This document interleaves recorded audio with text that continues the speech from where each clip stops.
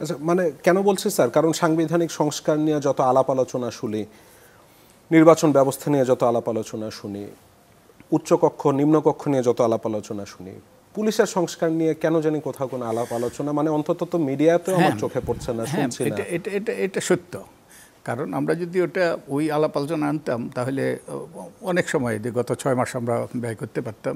কিন্তু এই 6 মাসের মধ্যে অনেক কিছু করা সম্ভব ছিল এবং কিছু কিছু করেছে তারা, এবং এখনও উদ্যোগ নিচ্ছে। মানে আমি কিন্তু স্যার জানি না আর কি পুলিশের সংস্কারের ক্ষেত্রে না, কি করা হয়েছে। সরকার কিছু কিছু এই যে উদ্যোগ নিয়েছে এর মধ্যে, এবং তারা তো সময় সময় এগুলো প্রকাশ করে কি কি সংস্কার করতে হবে।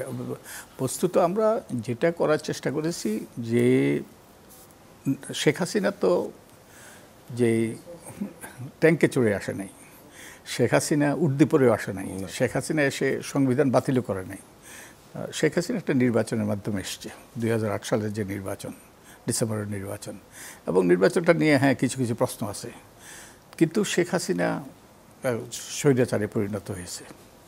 তো এই কীভাবে পরিণত হইল, কতগুলো নিয়ম নীতি পদ্ধতি আইনি বিধান প্রতিষ্ঠান যেগুলো তাকে এই স্বৈরাচারে পরিণত হইতে সহায়তা করেছে, এবং কতগুলো এরপরেও শেখ হাসিনা কতগুলো আইন কানুন বিধিবিধানের পরিবর্তন করেছে। যেমন পঞ্চদশ সংশোধনী পাশ করেছে, পঞ্চদশ সংশোধনী পাশ করে যে তত্ত্বাবধায়ক সরকার ব্যবস্থাটা বিলুপ্ত করেছে সংবিধান থেকে, যার ফলে নির্বাচিত যারা ক্ষমতায় আছে তাদের অধীনে নির্বাচন হবে। তার মানে আমাদের নির্বাচনটা ধ্বংস করেছে। তারপরে কতগুলো নিবর্তনমূলক আইন তারা আরও কঠোর করেছে, আরও নিবর্তনমূলক আইন পাশ করেছে। তো এর মাধ্যমে যে শেখ হাসিনা যে স্বৈরাচারে পরিণত হয়েছে, যেমন তো এই জন্য কতগুলো পরিবর্তন দরকার। এগুলো যদি পরিবর্তন না করি, যেমন একটা পরিবর্তনের কথা আমি বলতে পারি, যে কতগুলো প্রতিষ্ঠান আমাদের সংবিধানে কতগুলো প্রতিষ্ঠান আছে, যেগুলো সাংবিধানিক প্রতিষ্ঠান, বিধিবদ্ধ প্রতিষ্ঠান। একটা প্রতিষ্ঠান হলো নির্বাচন কমিশন। নির্বাচন কমিশন কিন্তু নির্বাহী বিভাগের অংশ নয়, এটা একটা ভিন্ন চ্যাপ্টারে আমাদের সংবিধানে। কিন্তু নির্বাহী বিভাগ এই যে বাংলাদেশ শুরু থেকে নির্বাহী বিভাগে এই কমিশনে নিয়োগ দিয়ে এসছে। এটা সাংবিধানিকভাবে স্বাধীন প্রতিষ্ঠান, তাদের দায়িত্ব হলো নির্বাচন করা, এবং তাদেরকে অগাধ ক্ষমতাও দেওয়া হয়েছে। তাদেরকে ওই যে তাদের চাকরিচ্যুতও করা যায় না, এইরকম সুরক্ষাও দেওয়া হয়। এই সাংবিধানিক প্রতিষ্ঠানগুলিতে সংস্কারে স্যার কি হলো শেষ? ওই যে আমি এটাই এই উদাহরণটাই দিচ্ছি। তো নির্বাচন কমিশন এটা আইন করে যাকে ইচ্ছা তাকে নিয়োগ দিয়েছে। যেমন এই যে রকিবউদ্দিন কমিশন, তারপরে নুরুল হুদা কমিশন, তারপরে পরবর্তী 2024 সালের এই শেষ কমিশন, এবং সরকার নিয়োগ দিয়েছে তাদের অনুগতদেরকে একটা আইনের মাধ্যমে।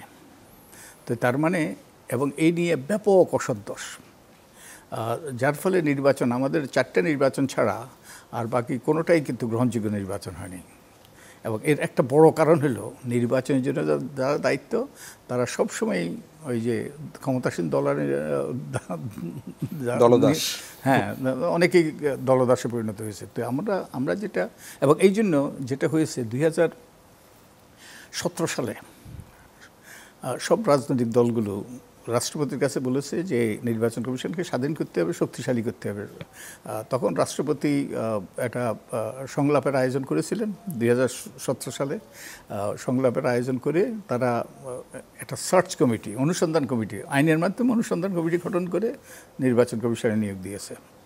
ওই যে তখন রকিবউদ্দিন কমিশনকে নিয়োগ দেওয়া হয়েছে, না তখন ওই যে নুরুল হুদা কমিশনকে নিয়োগ দেওয়া হয়েছে। তারপরে ওটাও যখন যেই রকম আচরণ করলো, দলদাসে পরিণত হইল, তখন আবার 2022 সালে হাবিবুল আউয়াল কমিশন গঠনের আগে আবার সেই আমার মনে 32টা দলের সাথে, না 23টা না 32টা দল সংলাপ করলো। আবার এই যে সেই অনুসন্ধান কমিটি গঠিত হইল, অনুসন্ধান কমিটি গঠিত হইলে আবার এই যে আউয়াল কমিশনকে গঠন করলো। তো তার মানে যে নির্বাহী বিভাগের যতদিন নিয়ন্ত্রণে থাকে ততদিন এটাই চলতে আসবে। হ্যাঁ, তো আমরা যেটা বলেছি, কতগুলো যে নির্বাচন কমিশন, সরকারি কর্ম কমিশন, দুদককে একটা সাংবিধানিক প্রতিষ্ঠানে পরিণত করা, তারপরে মানবাধিকার কমিশন, তারপর যদিও এগুলো মানবাধিকার কমিশন অন্তর্ভুক্ত হয়নি আমাদের শেষ পর্যন্ত আমাদের সুপারিশে, ওই যে অডিটর জেনারেলের অফিস তো আছে। তো এই কমিশনগুলো, তারপর তথ্য কমিশন, এই কমিশনগুলো আমরা বলছি যে এমন ব্যক্তিদেরকে নিয়োগ দিতে হবে যাতে মানুষের অধিকার যেন প্রতিষ্ঠিত হয়, সুরক্ষা হয়। এবং ওই যে বলছি তো, প্রথম হলো মানুষের অধিকার ভোট দেওয়ার। মানুষজন তাই চায় যে সাংবিধানিক প্রতিষ্ঠানগুলো স্বাধীনভাবে কাজ করবে। আমাদের একটা লক্ষ্য ছিল এই প্রতিষ্ঠানগুলোকে যাতে স্বাধীনভাবে নিয়োগ দেওয়া হয়, যেন নির্বাহী বিভাগের ওই যে নিয়ন্ত্রণে না থাকে। তো এটা কারণ এই প্রতিষ্ঠানগুলো যদি সঠিকভাবে কাজ না করে তাহলে কিন্তু আমরা সেই আগের যেই পুরানো এই সত্যি কি ঐক্যমত্য হলো শেষ পর্যন্ত? হলো তো না। ঐক্যমত্য হলো নির্বাচন কমিশনের ব্যাপারে, এই ব্যাপারে শেষ পর্যন্ত, কিন্তু অন্যগুলোর ব্যাপারে ডিসেন্ট আছে। নির্বাচন কমিশন নোট অফ ডিসেন্ট আছে। তাহলে স্যার কি হবে এখন? এখন আমরা আশা করি, এখন এটা মানুষ তো আশাতেই বেঁচে থাকে, কিন্তু কতদূর পর্যন্ত করব? এই নোট অফ ডিসেন্ট সত্ত্বেও এগুলো আমরা ওই 84টার মধ্যে অন্তর্ভুক্ত করেছি। তো আমাদের যে গণতান্ত্রিক রীতিনীতি কি, গণতান্ত্রিক রীতি অধিকাংশ দল কিংবা অধিকাংশ মানুষ যদি একমত হয়, অন্যরা মেনে নেয়,